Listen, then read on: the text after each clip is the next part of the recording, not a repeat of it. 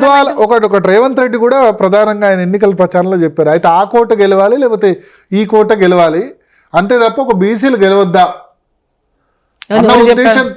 ఎవరు చెప్పారు గెలవద్దా అని? మరి నువ్వెందుకు ఈ రెడ్డి నీవు బీసీ నువ్వెందుకు నిలబడ్డావు అక్కడ కొడంగల్? నువ్వు బీసీసీ నిలబడకుండా నువ్వు కూడా బీసీకి ఇవ్వాల్సిండే కదా. అంటే తనకు వచ్చే వరకు ఏమో రెడ్డి ఉంటాడు, ఇంకోరికి వచ్చే వరకు బీసీ అంటాడా? ఎవరి కాన్స్టిట్యున్సీలు వాళ్ళకు ఉంటాయి, ఎక్కడెవరెవరు గెలవగలిగితే వాళ్ళకి ఇస్తుంది పార్టీ, అంతే తప్ప వాళ్ళు నిర్దేశించినట్టు వాళ్ళు చెప్పింది రైట్ అనడం కరెక్ట్ కాదు కదా. సో కృష్ణమోహన్ రెడ్డికి ఎదురుగా గద్వాల్లో మీరు నిల్చోవాలి లెక్క ప్రకారం అయితే, ఎందుకంటే మీరు గద్వాల నుంచే ప్రాతినిధ్యం వహిస్తున్నారు 2004 నుంచి కూడా. నేను లాస్ట్ టైమే పార్లమెంట్ కంటెస్ట్ చేశాను 19లో.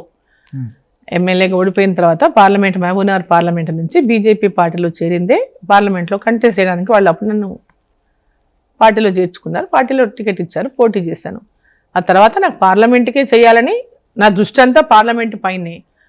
సో అసెంబ్లీ ఎలక్షన్ అని అంటే అసెంబ్లీ ఎలక్షన్లు సమయం దగ్గరగా ఉండడము, అందులో పరిస్థితులు భారతీయ జనతా పార్టీ కొంచెం రాష్ట్రంలో ఉన్నటువంటి పరిస్థితులు అనేక పరిస్థితుల వల్ల అక్కడ పోటీ చేసి మళ్ళీ ఒక బై ఎలక్షన్ తెచ్చి మళ్ళీ ఒకసారి ఇక్కడ నిల్చొని మళ్ళీ పోయి మళ్ళీ అక్కడ రాజీనామా చేసి అంటే అధికారంలోకి వచ్చే పరిస్థితి లేదు అని గ్రహించారు. అధికారంలో అంటే అందరికీ అంటే అధికారంలోకి రావడం అనేది చాలా కష్టంగా ఉండేది అనేటటువంటిది ఉండింది.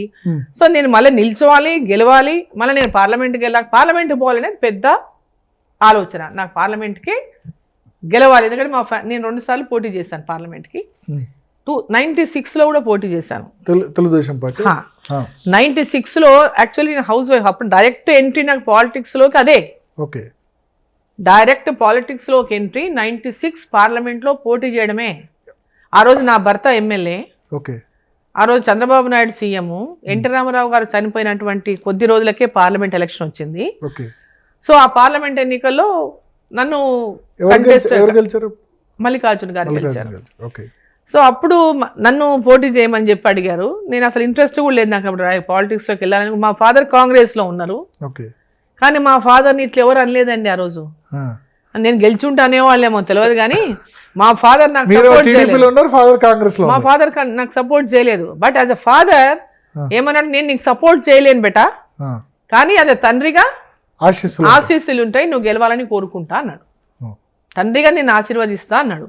మా ఫాదర్ కూడా చెల్లి నేను సేమ్ అదే ఎథిక్స్తో అదే లైన్లోనే మేము ఉన్నాం. ఈరోజు నా కోడలు గెలిపించినావు, నా తమ్ముడిని గెలిపించినావు, మాట్లాడేటటువంటి మాటలు, ఇటువంటి మాటలు కూడా కరెక్ట్ కాదు. ఎవరు మాట్లాడినా సోషల్ మీడియాలో ఎవరు చేస్తున్నా ఒక ఏమంటారు కమిట్మెంట్తో పనిచేసేటటువంటి లీడర్లను ఈ విధంగా మాట్లాడి ఏదో వాళ్ళ తృప్తి తీర్చుకోవడం అంటారు. వాళ్ళ తృప్తి తీర్చుకుంటే వాళ్ళ తృప్తిగా ఉంటే తీర్చుకొని పర్వాలేదు, కానీ ఒకరి మీద మరకేయడం అనేది కరెక్ట్ కాదు.